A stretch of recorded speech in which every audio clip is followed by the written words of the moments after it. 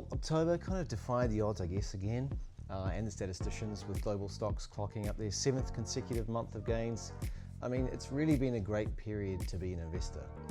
I mean, with a traditional seasonal weakness, a potential US government shutdown, a renewed US-China trade wobbles, all of these things weren't enough to knock this kind of bull market off its perch. In early October, we saw the announcement of a US brokered ceasefire between Gaza and Hamas, Israel, and that coincided in a bit of a peak in safe haven assets like gold. Gold's had a frenetic rally, really. I actually witnessed a bit of this euphoria when I was over in Sydney, and I saw the queue on Martin Place, people lining up to buy physical gold. That was really quite phenomenal. In the AI boom as well, it shows no signs of slowing. The major US tech giants this earnings season announced fresh increases in AI capex spending. We saw Nvidia pass US $5 trillion market cap for the first time.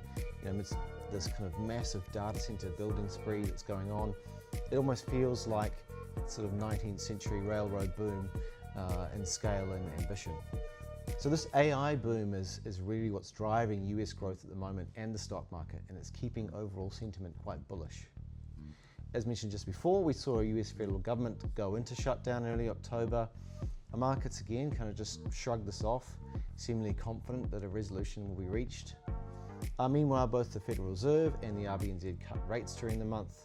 And while rate cuts are certainly helpful for markets, and they are particularly for borrowers, they remain sort of above levels where I'd consider them to be quite stimulatory. Tensions as well on trade tensions resurfaced as well between the US and China, with threats kind of flying around in both directions. But of course, once again, markets largely ignored the rhetoric and the familiar taco trade. Trump always chickens out, playing out as expected. But sure enough, by late October, we actually saw a framework for a deal emerge, including tariff cuts, rare earth trade agreements, and an easing of some export controls, all of which boosted optimism and helped to push markets to new highs. Closer to home, PI funds didn't miss out on any of the action.